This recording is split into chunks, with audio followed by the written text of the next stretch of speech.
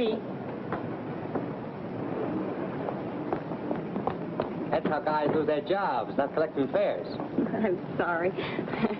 I guess I'm a little excited. Thank you, lady.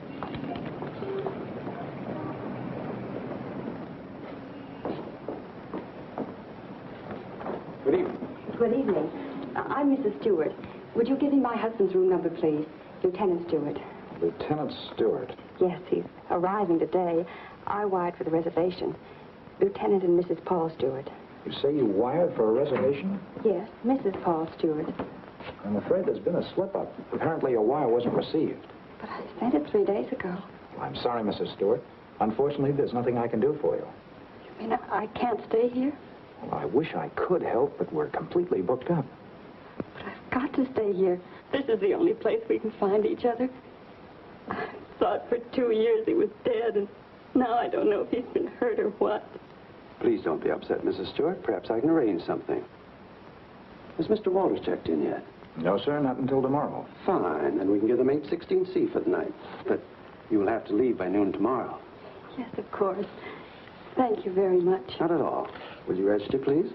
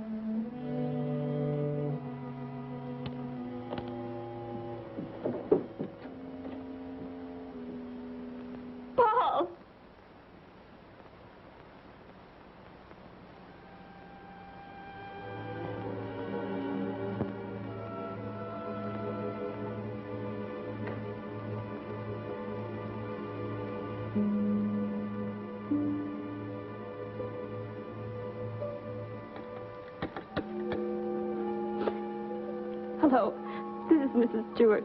Did my husband come in? No, thank you.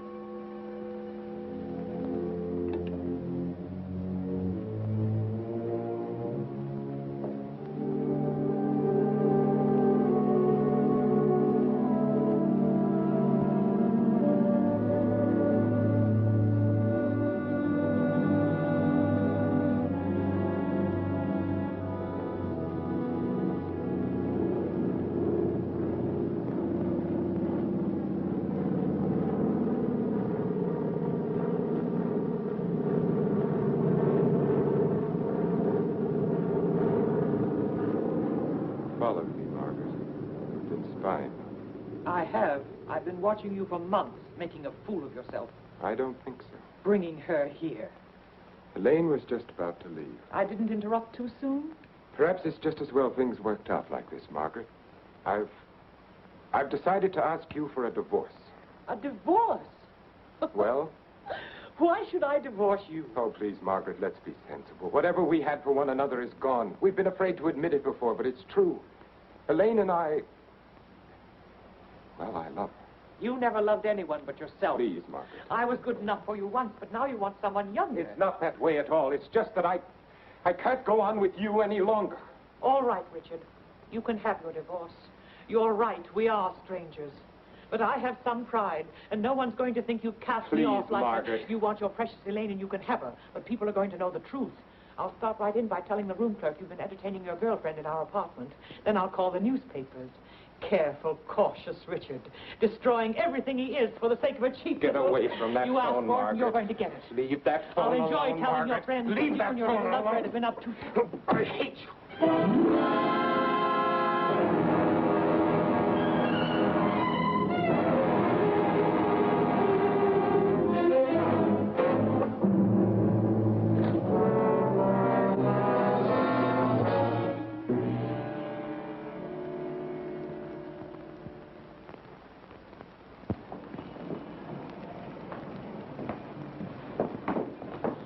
Good morning.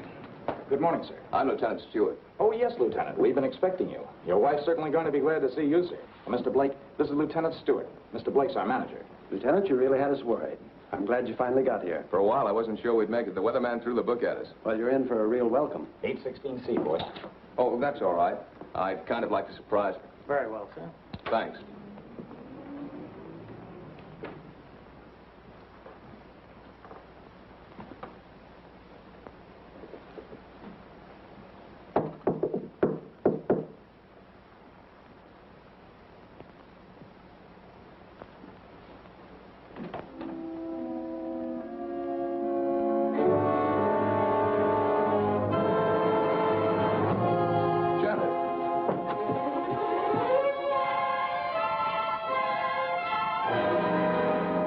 What's the matter?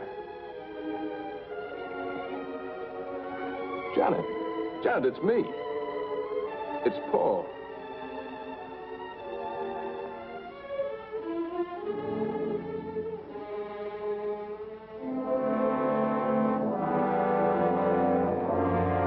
Janet.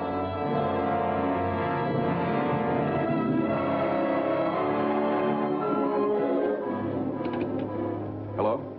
Hello, operator. This is Lieutenant Stewart calling. Can you send the house doctor to 816C right away? It's very urgent. Thank you.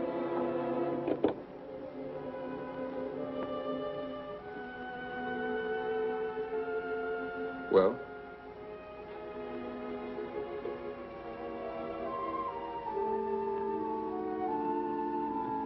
What is it? What's wrong with her, Doctor? I'm not sure. I think she's suffering from some sort of shock. I'll be frank with you, Lieutenant. This is a little outside my line. But there must be something you can do for her. We ought to call in a nerve specialist, a psychiatrist.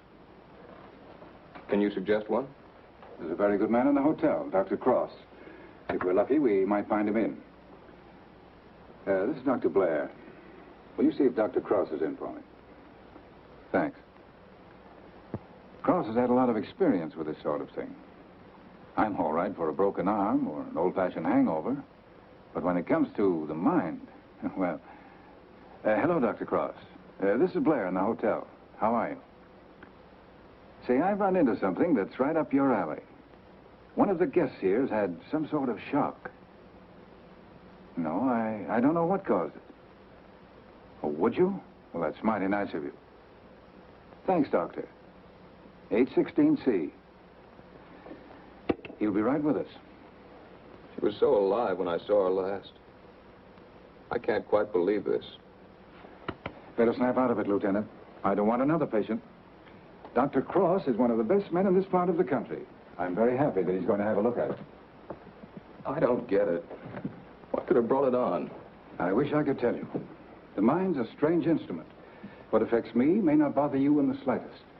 The workings of the mind depend on so many things inside as well as outside. You can't make hard and fast rules. Well, I suppose it is plausible that she hasn't been feeling well. Worrying about me, not knowing whether I was dead or alive. Then coming here and not finding me. That'll be Dr. Cross. Good morning, Doctor. Good morning. I appreciate your promptness. Not at all. The sooner you get to a case of shock, the better. This is Lieutenant Stewart, Dr. Cross. How do you do, Lieutenant? Thanks for coming, Doctor. My wife is in the bedroom. She doesn't know me. She doesn't seem to know anything. Were you here when it happened? I just got in a few minutes ago. When I opened the door, she was sitting on the divan. Her eyes were wide open. She was staring at nothing. Did you notice anything peculiar about her actions when you saw her last? I've been a prisoner of war for 2 years. I've just come home. Oh, I see. She's had a rugged time of it, all right. First thinking I was dead, then hearing from me. On top of all that, my plane was 12 hours late. Would you say that she was a nervous, imaginative girl? No, sir. I've known her all my life. We came from the same small town in Michigan. Went to school together. Well, she's just a nice kid. What's wrong with her, Doctor? She's had a nervous collapse, went into shock. Where did you find her? In the living room. In the living room? You said she was sitting on the divan. Yes, right here. I see. What do you think could have caused it, Doctor? Well, that's difficult to say.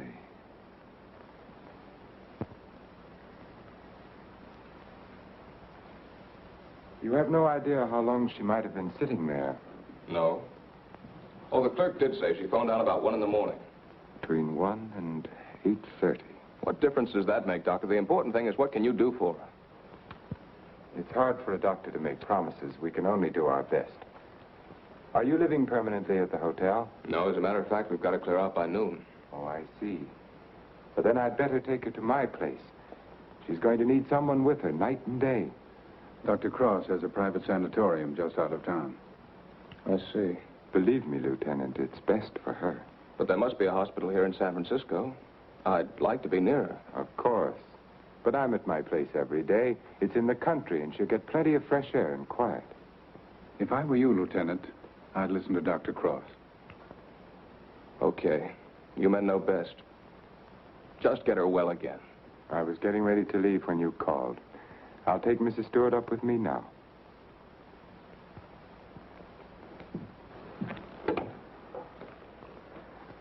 Hello, this is Dr. Cross. Will you get my office, please? I'm going along with her, Doctor. I'd rather you waited, Lieutenant, until I've been able to give her a thorough examination. It's quite possible your presence may excite her and do her more harm than good. It's just that it's been so long since I've seen her. Why don't you drive up with me tomorrow? Miss Jordan, will you call the hospital and tell Miss Hatfield to have a room ready for a new patient? We'll be there shortly.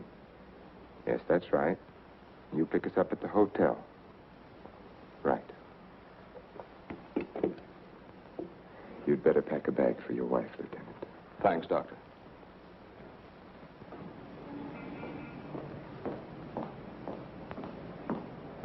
I'm from Dr. Cross's office. We were to pick up a patient. Oh, yes. They're on their way down now. Thank you.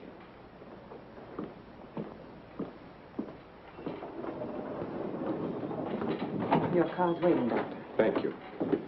This is Miss Jordan from my office, Lieutenant Stewart. How do you do, Lieutenant? Mrs. Stewart has had a nervous collapse. What a shame. Don't you worry, Lieutenant. We'll soon have her well again. You'll call for me in the morning, right? Yes, I'll pick you up at 11:30.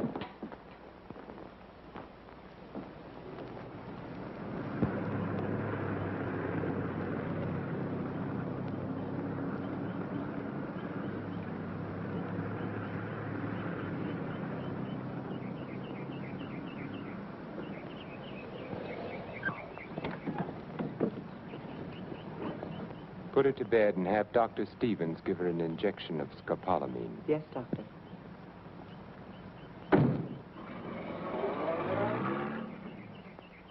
Miss Hatfield, Good morning, Doctor. your patient is coming in at the ambulance entrance. You have a room ready? Yes, I have, sir. Thank you.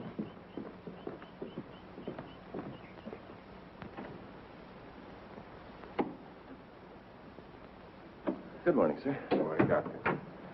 How is she? Quite relaxed, sir. What's her trouble? Amnesia shock. She's had her injection. Yes, Doctor. She's ready to talk now. Thank you. That'll be all.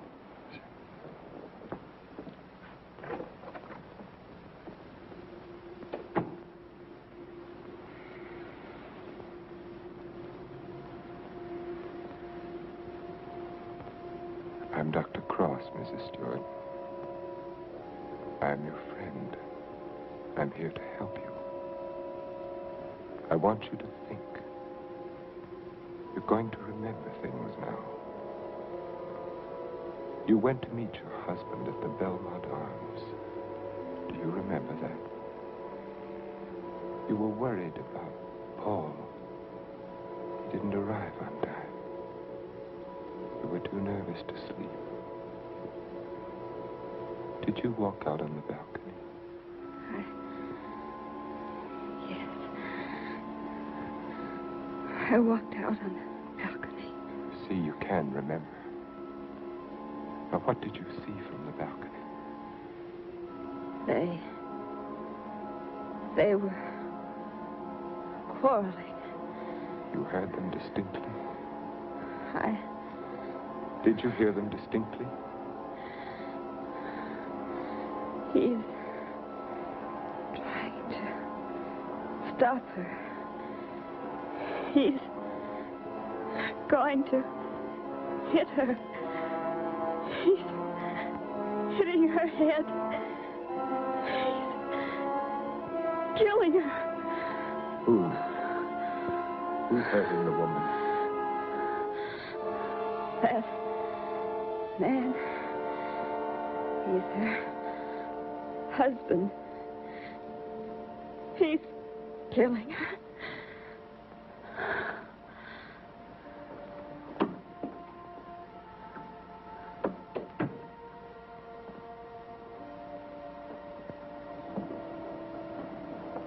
Well?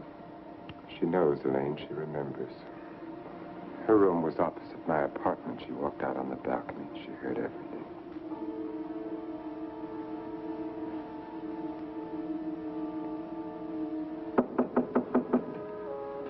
Yes? Can you come now, Doctor? They're having trouble with Mr. Edwards again. Yes.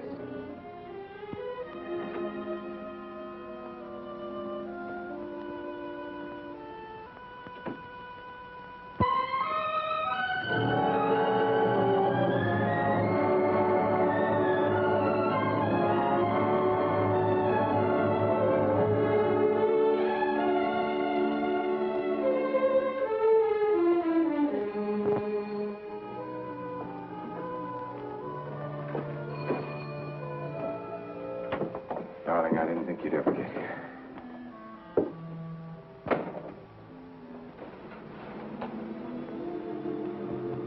I love you.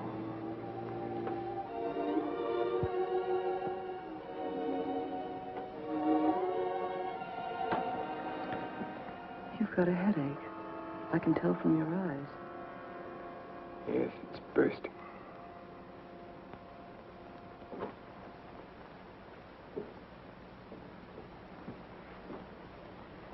You did it? Yes. Yes, I did it. It was horrible, Elaine. I had the porter take the trunk down.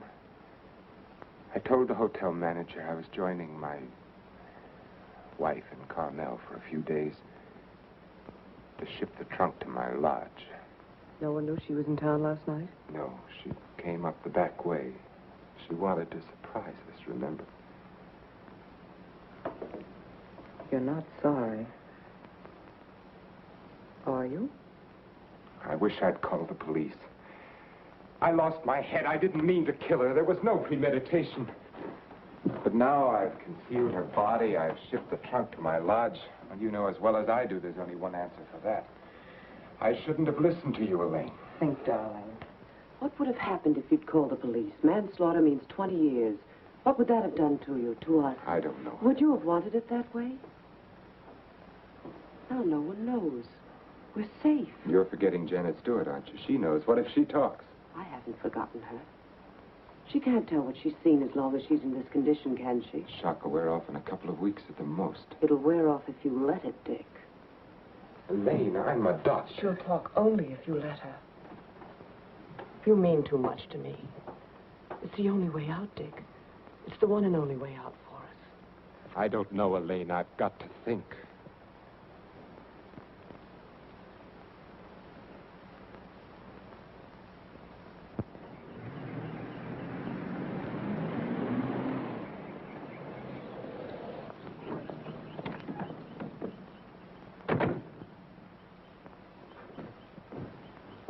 Good morning, Mrs. Penny. Good morning, Doctor. You're looking very well today. Thank you, Doctor. Good morning, Doctor. Good morning, Miss Hatfield. This is Lieutenant Stewart. Miss Hatfield's our head nurse. How do you do, Lieutenant? Is Miss Jordan with Mrs. Stewart? Yes, she is, Doctor. Good morning, Lieutenant. Janet. Darling, it's me. It's Paul. I'm home, dear.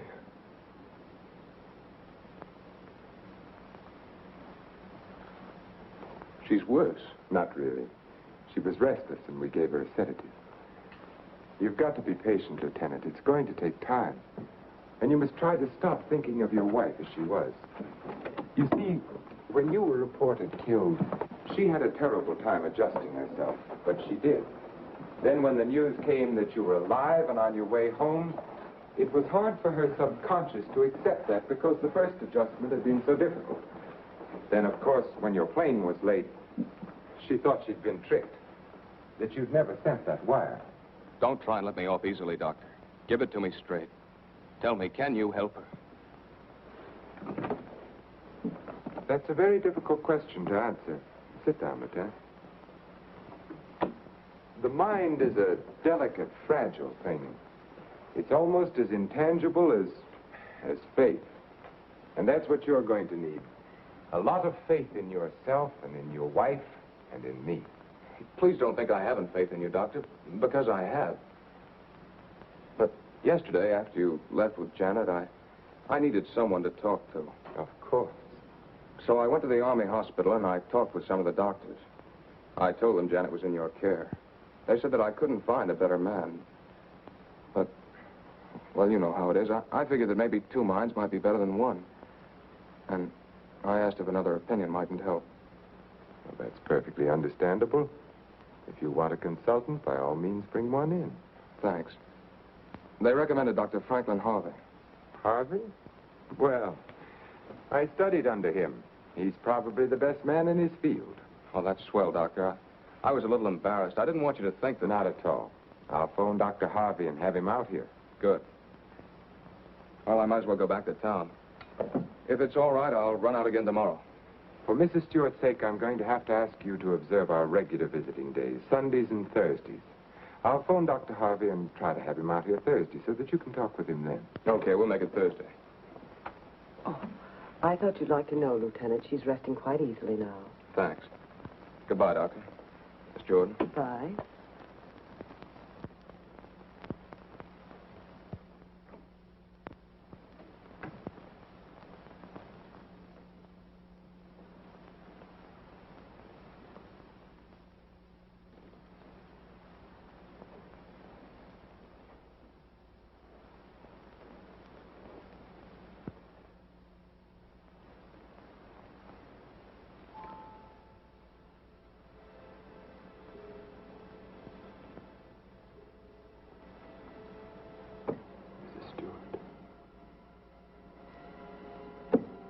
Stewart. You're going out on that balcony again, Mrs. Stewart. You're looking into the other apartment. You're listening to the argument. Do you remember what happened to the woman? He's hitting her. He's hitting her with the candlestick. And now he's hitting you. Oh. Hitting you with the candlestick. Hitting your head again and again. Hurting my head. The candlestick is killing you. Soon you won't be able to remember anything. You can't hear the sound now. You can't hear anything. You can't hear. You can't remember. You can't remember. You can't remember. Edward's condition is deteriorating rapidly. If this continues, we will have to take steps to put him in a more suitable institution. She's exhausted.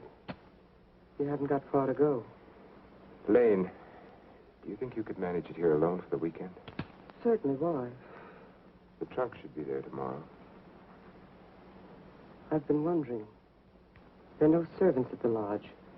What'll happen when the trunk is delivered and there's no one to receive it? Nothing. They'll just leave it on the back porch. When are you leaving? Tomorrow.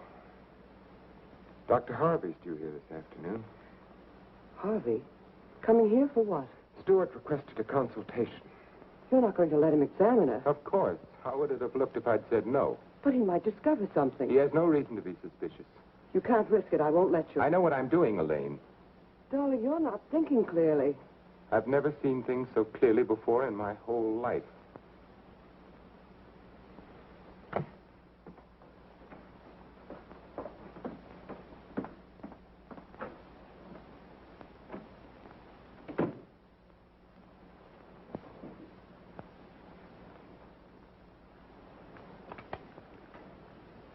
You'll send me a report on her spinal test Yes, Dr. Harvey. and the other specimens. Yes.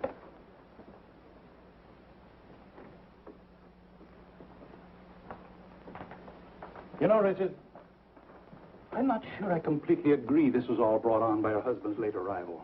That was a contributing circumstance. I feel there may have been something else. Well, that's always possible, of course, sir. But I found no evidence of it. Just speculation. Will you have a cigar, sir? Yes, thank you. Let's continue the present treatment and see how she comes along. Yes. I notice, Richard, you've been giving her sedatives. Yes, I have. She's been pretty difficult at times. I'd go easy on them. If she's under sedation, there's no way of knowing when she comes back to normal. No, I'd planned to take her off them within the next 24 hours. Fine. By the way, how's Margaret? I'm joining her at the lodge. Give her my regards when you see her. I will, thank you, sir. Well, I'd better talk with the young man. Sometimes I wonder which are more difficult, patients or their families.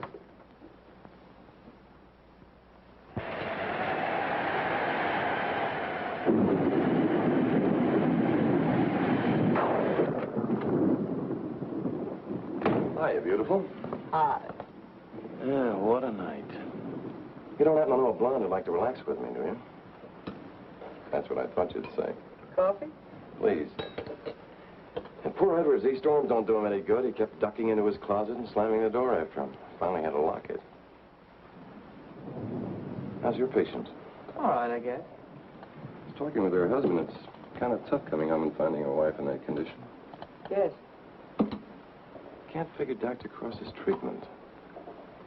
Why keep the poor guy from seeing his wife? I think it would have helped snap her out of it if she saw more of him.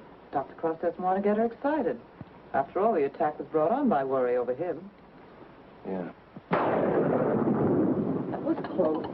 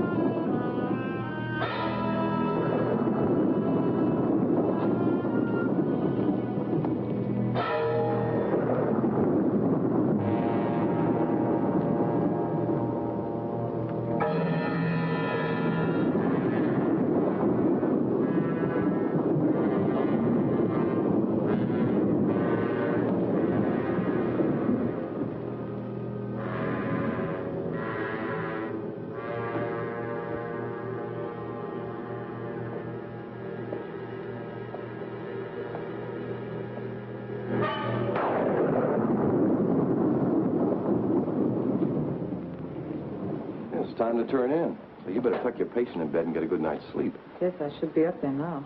Tell me, is it true that doctors get a night off once in a while? If you had a night off, you wouldn't know what to do with it. Wouldn't I? Wouldn't I? Good night, Doctor. Good night.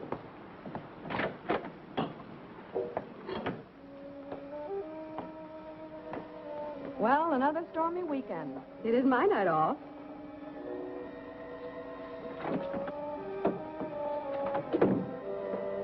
Well, anyway, the rain will help Jane on her day off.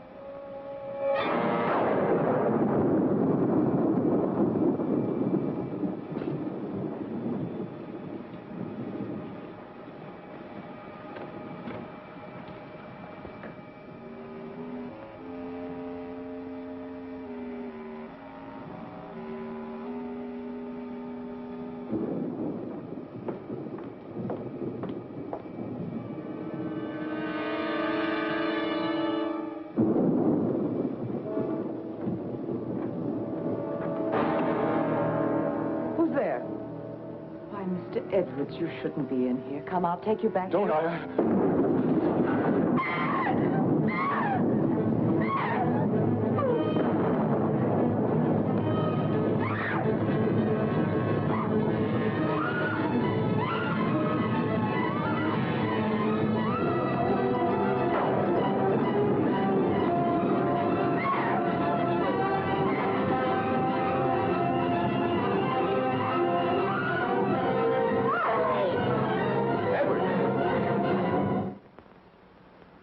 Don't be afraid. We won't let the storm hurt you. You're coming back to your room, aren't you, Mr. Edwards? Aren't you, Mr. Edwards?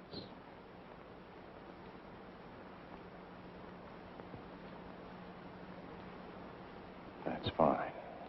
Come along. Take care of him, Frank. Yes, Doctor. Come along, sir. Are you all right, Elaine? Yes. Stay there, Mrs. Stewart. It's all over. Oh, he killed her. He hit her on the head and he killed her. Her husband killed her.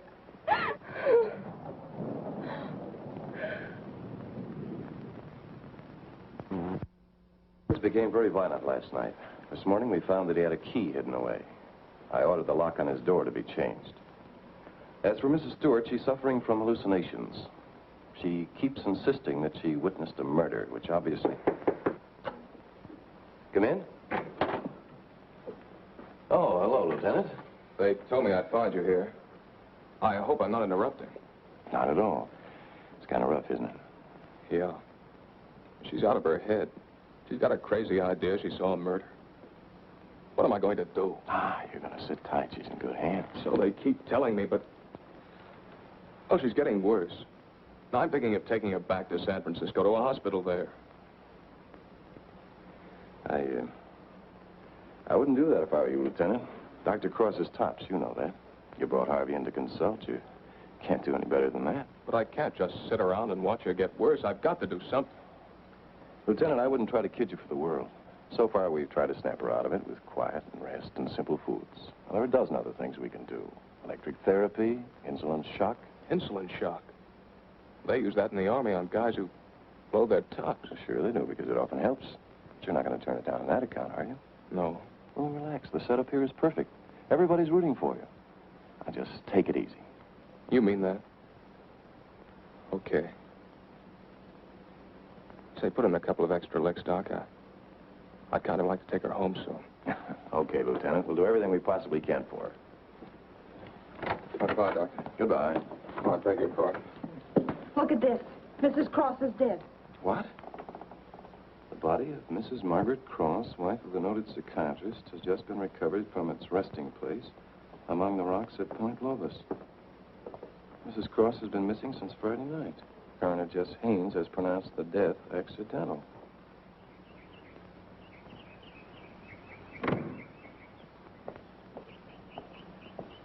Good morning, Doctor. You have our deepest sympathy. Thank you.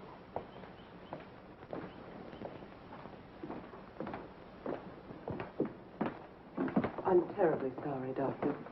Thank you. Will you come in, Miss Jordan? Yes, sir.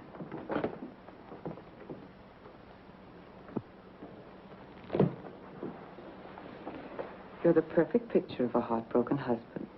Am I? I've missed you. Driving back, there was time to think. I got to thinking about you. I asked myself, is she worth what I've done? Well?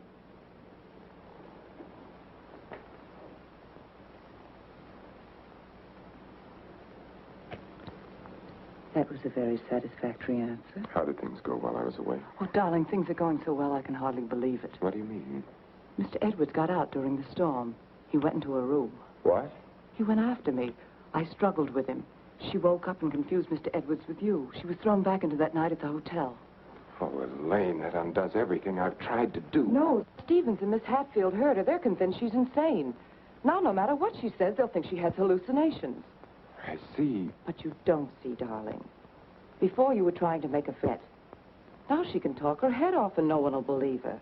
If we can encourage her to talk, convince her husband that she's insane, we can keep her here as long as it suits us. Then have her committed.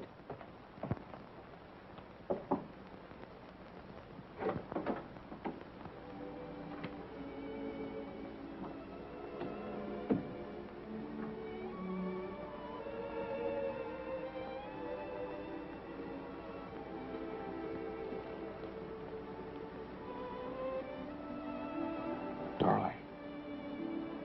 Janet, darling. It's me. Wake up. I'm here, dear.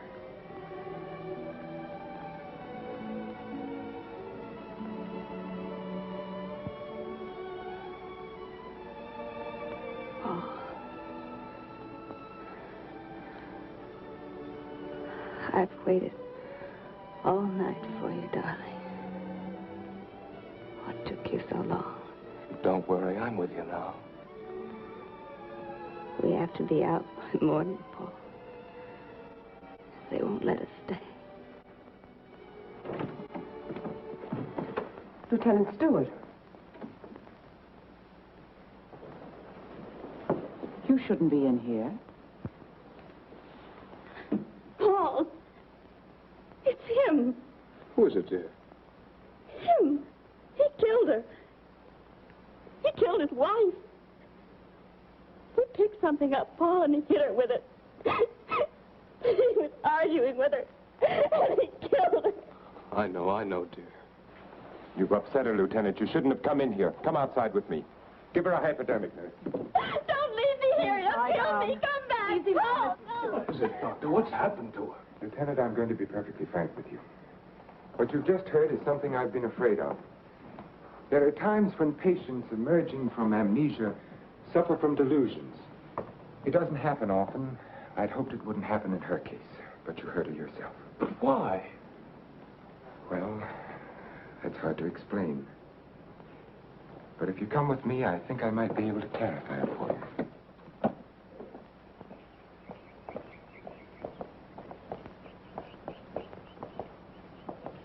Hello, Mrs. Penny. Good day, Doctor. How are you feeling today? Just fine, Doctor, just fine. That's a lovely thing you're knitting there. It's a shawl for one of my friends. Everyone here treating you well? Oh, yes, they're very nice to me. Dr. Stevens hasn't tried to kill me with that needle for a long while now. Neither has Miss Hatfield. Haven't I told you many times, Mrs. Penny, that no one here is trying to kill you? Oh, yes, they are. You all want to kill me. You're murderers, all of you. But I've learned. I'm too smart for you.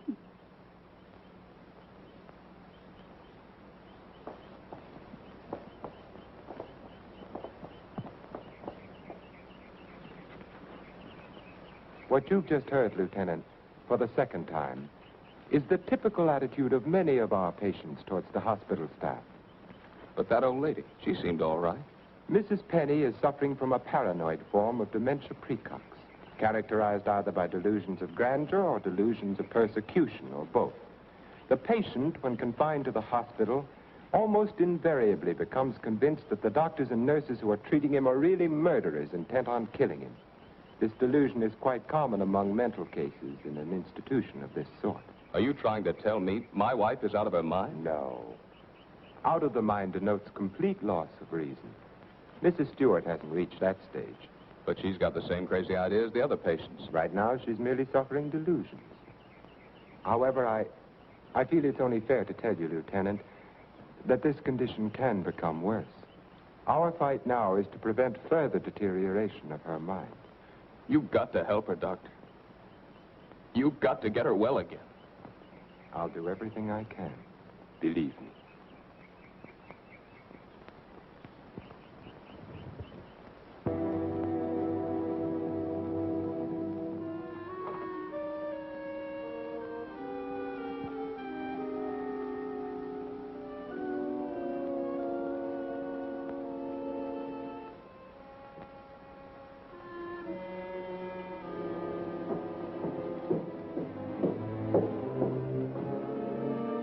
Come now, Mrs. Stewart, you shouldn't be out of bed. Will you help me, please? Please, please help me. Get the police here, please. We don't need the police, Mrs. Stewart. You come along with me and everything will be all You right. don't understand. There's nothing the matter with me. I want the police. That doctor's a murderer. But you go back to bed and we'll call them. Don't talk to me as if I were crazy. I'm telling you the truth. Orderly. Now come along, Mrs. Stewart. No one is going to hurt you. Everything is going to be all right. Orderly! Let me go. No. I'm not crazy. I'm not crazy. I wish you could have been there to see her yourself. Yes, I heard about it this morning. She had the usual delusions. She kept insisting that you were a murderer. You know how they get. She wanted me to call the police. For a moment, she became very violent. I had to give her a sedative.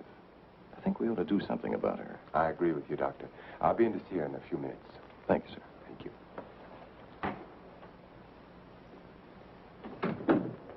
There, you see? Everything worked out just as we planned. Yes. Well, smile, darling. It's fallen right in our lap. You don't seem particularly pleased. I am. Of course I am, Elaine. But what are you going to do? I'm going to try to find something that will convince her that she's insane. You'd better get back to her now, darling. I'll be over in a few minutes. Right.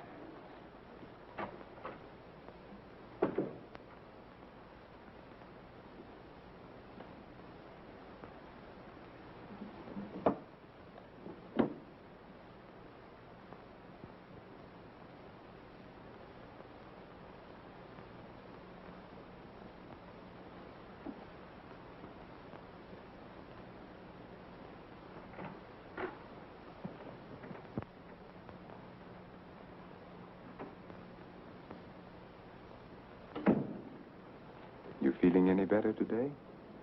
I'm all right. There's nothing the matter with me. Miss Jordan tells me that you're still talking about some woman I'm supposed to have killed. I've asked you to stop thinking about such things, Mrs. Stewart. But it was your own wife.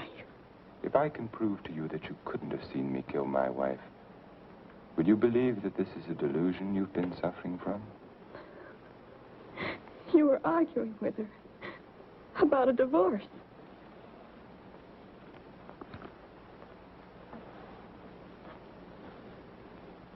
If you will look at the date on this newspaper, Mrs. Stewart, you will see that my wife died only a week ago. You've been a patient here for over 3 weeks now. 3 weeks? That's right. So you see, this has all been a very vivid dream. You must fight these dreams, Mrs. Stewart, or they're going to become worse, and we don't want that to happen. My mind is all right. It's not all right, Mrs. Stewart. Your mind is sick, and it's getting worse. My mind is all right. You wouldn't want your husband to see you in that condition, would you? He doesn't even want to see you when you're like this. You're losing your mind, Mrs. Stewart. No. Losing your mind.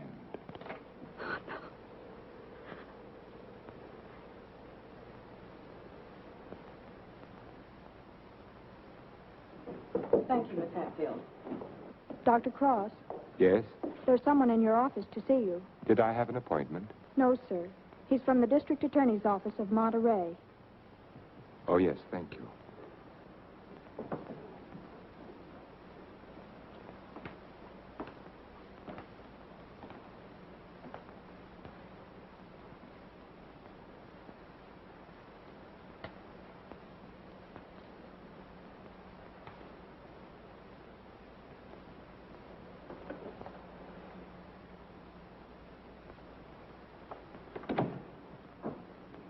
Dr. Cross? Yes? How are you? My name's O'Neill. I'm with the district attorney's office in Monterey County. Oh, yes. What can I do for you? It's in connection with your wife's death, Doctor. I thought the case had been closed. Something happened this week that made us consider the possibility that your wife didn't fall into that chasm by accident. I don't understand. A couple of days ago, someone broke into Harwood Lodge, beat Mrs. Harwood into unconsciousness, and made off with her valuables. We caught the thief day before yesterday.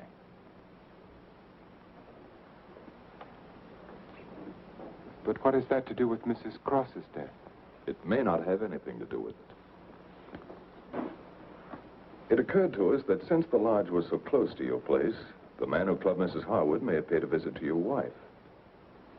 You've lived around Point Lobos for nearly 10 years. Mrs. Cross spent much of her time there. She must have known those cliffs pretty well, even at night. Yes. I'd hate to think that I'm not saying it was murder, Doctor. I'm just checking. Of course. I'll do everything I can to help you. I knew you'd feel that way about it. Have you checked your place to see if anything was missing?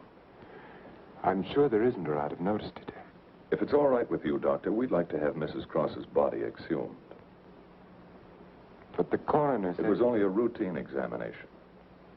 Well, I don't know if that's necessary, Mr. O'Neill. You've got your man. All we've got is a drunken old tramp who clubbed Mrs. Harwood and stole a little money and jewelry. We can't know about Mrs. Cross unless the body's exhumed. But it seems almost sacrilegious. Hasn't she been through enough? Haven't I? I'd hope you'd be more understanding, Doctor. Naturally, we'll get a court order, but it would be much simpler if you... If this tramp killed your wife, you want to see him punished, don't you? Of course. Then you can't conscientiously object to the exhumation. No. No, Mr. O'Neill, I can't. If the man is guilty, he must be punished, of course. Thank you, Doctor. You'll hear from me one way or the other within the next few days. Thank you for your cooperation.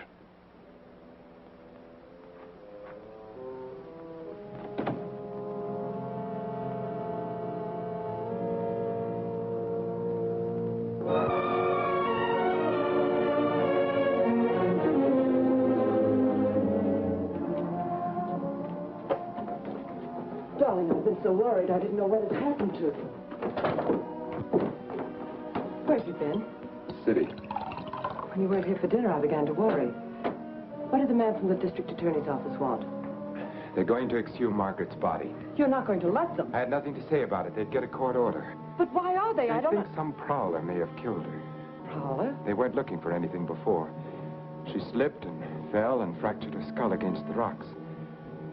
Now they may discover it wasn't the fall that killed her. They can't prove anything. No. Once they start asking questions, That's why I went to the city. I had to make sure that I hadn't overlooked anything in the apartment. Why didn't I report it in the first place? Why did I let you talk me into it? If it weren't for that Stewart girl, if they start asking questions and find her... Maybe they won't find her. We've taken care of everything else so far. If we have to, we'll take care of her, too. And you're not helping matters acting this way.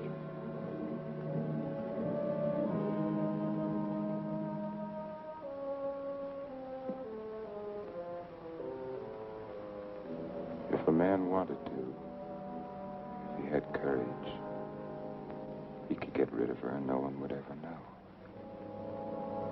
Doctor has an advantage. I could give her insulin shock treatment. Shock treatment's indicated in a case like hers. I could give her 4 injections. Then with the last one, an overdose. No one would ever know the difference. Then we'd be safe. No matter what the district attorney's office found, we'd be safe. They'd have nothing on us, Richard. We could get married then. You'd be yourself again, Richard. We'd find peace and quiet here, just the two of us. You don't think I'd do it, do you? Why not? Is her life more important than ours? I've had enough. Look, Elaine, I can't go on like this. Things keep piling up. First it was Margaret, and then tricking that child so that she'd forget. Then convincing her that she was insane. There's a limit beyond which even I can't go.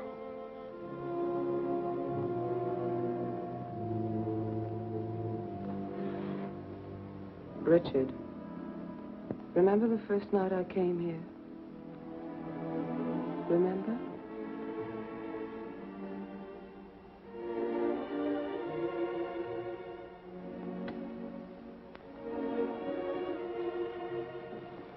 You were alone. You were sitting here in front of the fireplace with a sick headache. The lights were out. You didn't hear me when I knocked, and I opened the door, and you said, "Oh, it's you, Miss Jordan." You called me Miss Jordan then, remember? I told you I had to see you about Mrs. Penny's prescription. You talked to me, and you saw that I was tired, and you asked me if I wouldn't have a drink. I hesitated, and you said, "I won't bite your head off, Miss Jordan." We had a drink. Remember? You sat here for a long time, and then suddenly you laughed when you said your headache was gone. And you asked me about my family, and I told you. And we both laughed. Remember?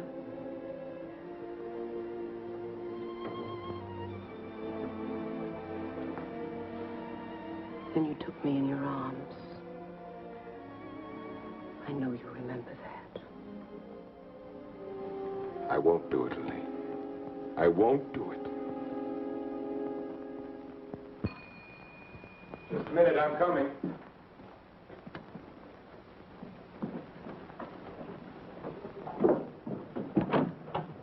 Hello, Doctor.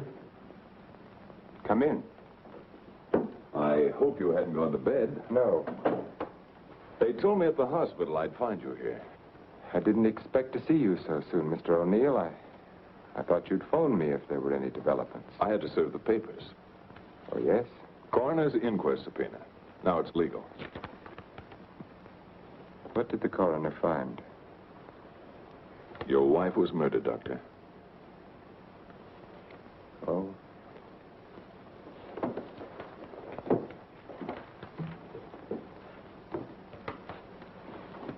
Are you sure? Yes, sir. Sit down, Mr. O'Neill.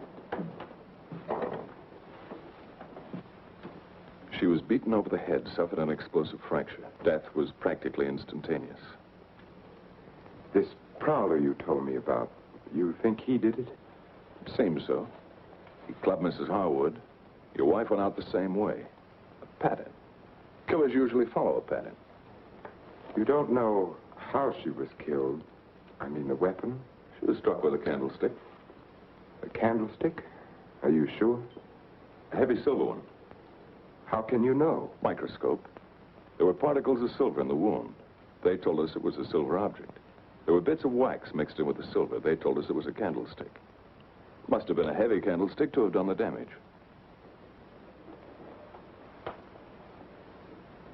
Just routine, Doctor. A criminal doesn't have much of a chance these days, does he? No, sir. By the way, do you have any silver candlesticks at the lodge? We might have. I'd like your permission to go through the house. The murderer may have left the candlestick behind, in which case we'll get fingerprints. If he got rid of the weapon, we may be able to find the mate. Then we'll know what to look for. Of course, go right ahead. Thanks. Now, if we can find the candlestick, our troubles are over. By the way, when did you see Mrs. Cross last? Alive, I mean. Oh, a couple of weeks before she was killed. Why? Can you place it a little more definitely? I think so. Things had been piling up around here, and I needed a change. So I drove down to Point Lobos on a Friday night. Anyone see you? I don't think so. Why? We're trying to fix the exact time of her death. Well, I'm not sure anyone saw me. I drove down there on Friday night, left there around 9:30 Saturday night. Well, it's not too important. Naturally, I want to do everything I can to help you, Mr. O'Neill. If I think of anything, I'll get in touch with you. Thanks. Sorry to bother you so late. That's all right. See you at the inquest. Good night, Doctor. Good night.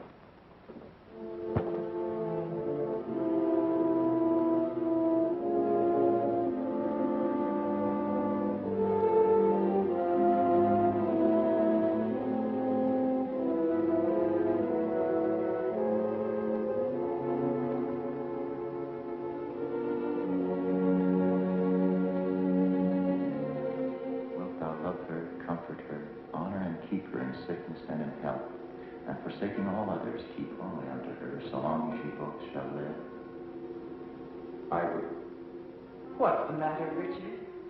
You haven't been yourself lately. Something on your mind? Darling, what's happening with us? Richard, I must speak to you. People are talking about you and that nurse, Miss Jordan. How do you like my hair, Richard? Of course, I've had it dyed. Everyone says it makes me look years younger. I could give her 4 injections. Then with the last one, an overdose.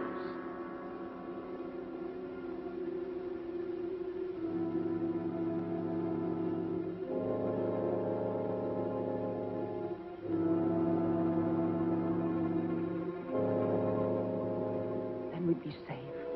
No matter what the district attorney's office found, we'd be safe.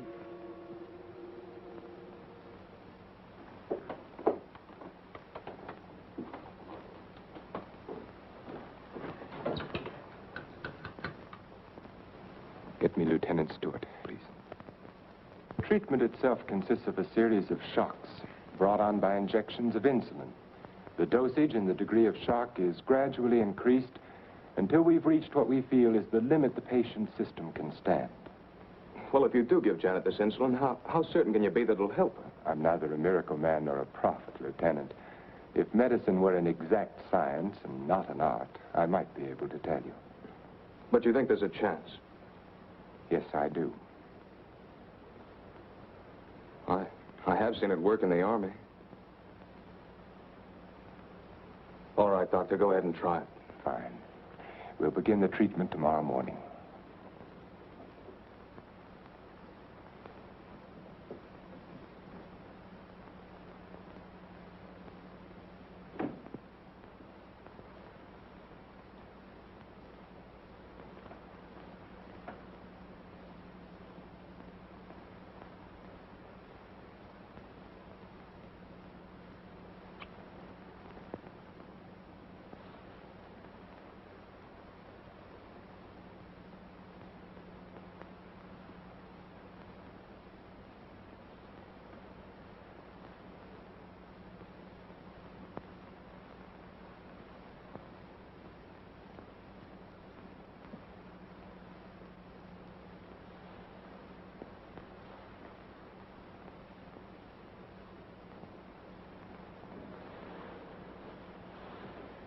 Give her about an hour and a half.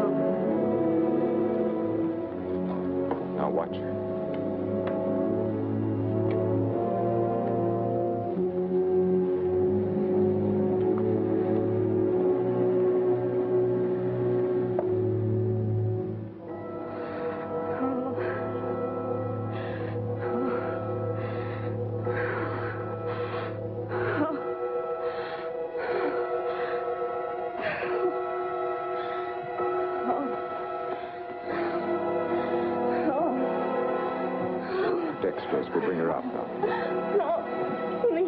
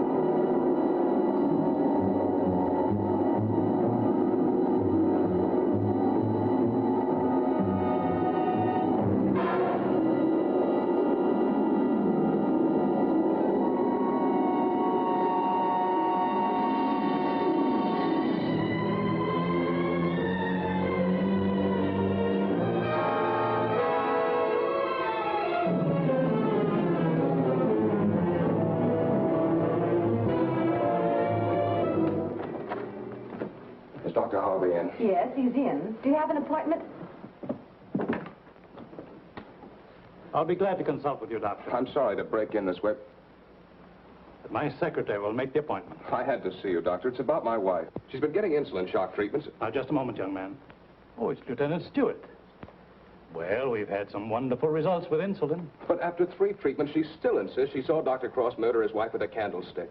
Murder his wife? Yes, and she says he's trying to kill her now. Well, that's a very common delusion. Mrs. Cross is dead, and Dr. Cross did live in our hotel. You and the Crosses were in the same hotel? In the Belmont Arms. I see. And when was it she said that? Yesterday? Yes, after the treatment.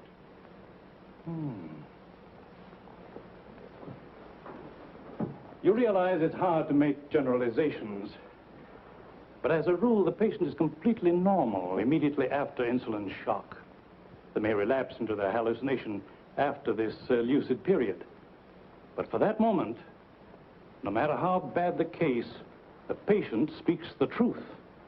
You're telling me in your own way that Janet's normal. That she's got something on Cross, and he's pretending she's crazy to save his own neck. I'm not saying quite that, but, Will you read this, Doctor?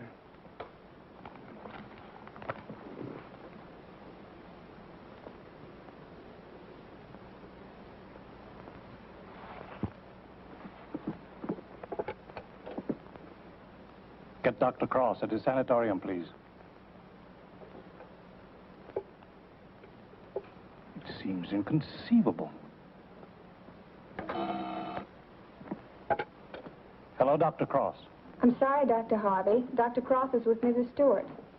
No, sir, this is Dr. Stevens' day off. I see. Thank you. Well, Lieutenant, I think a trip is in order.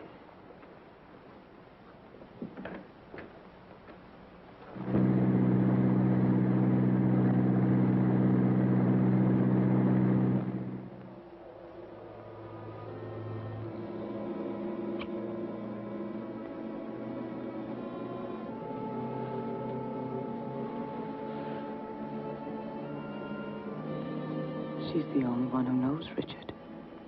No matter what O'Neill says or anyone else, if she's out of the way, we've nothing to worry about.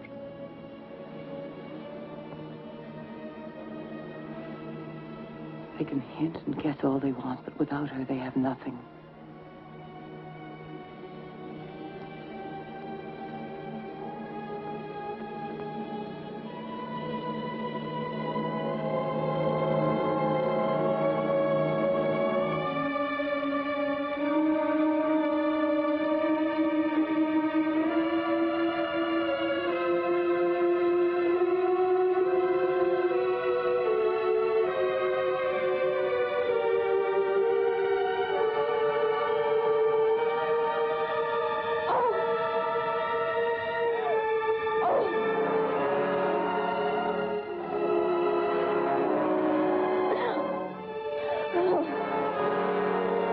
Can't do it, Elaine. Dexterous. I've got to bring her out. No. No, you can't. Dick, you can't. Dexterous, Elaine. I've got to save her. I've got You to. can. I won't let you. We've got to go through with this. Don't you understand? I can't go through with it. Her life or ours. No one will ever know. Elaine. Richard, listen to me. Let go of her. Richard, I love you. Let go. Richard!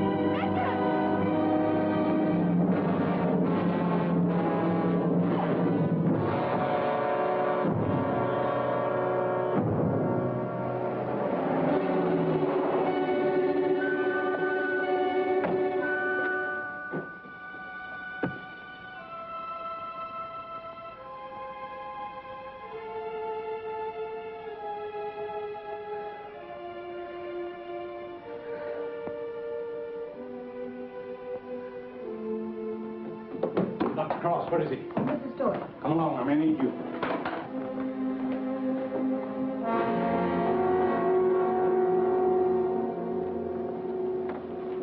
Adrenaline, quickly.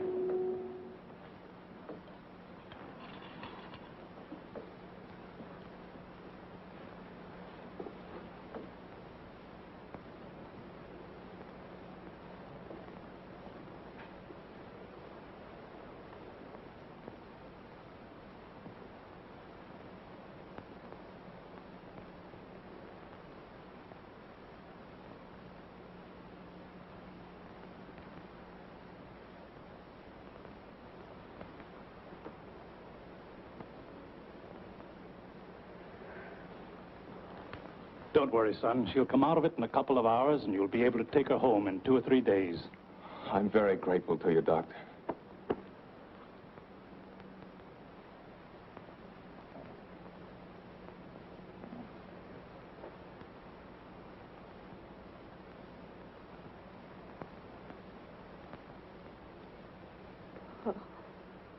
Oh, Janet, darling. September 13th. In the case of Janet Stewart. I gave her insulin shock again today, for the 4th time.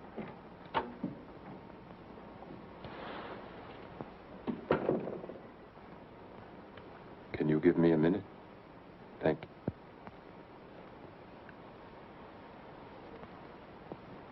Dr. Harvey completed the treatment successfully, and the case is closed.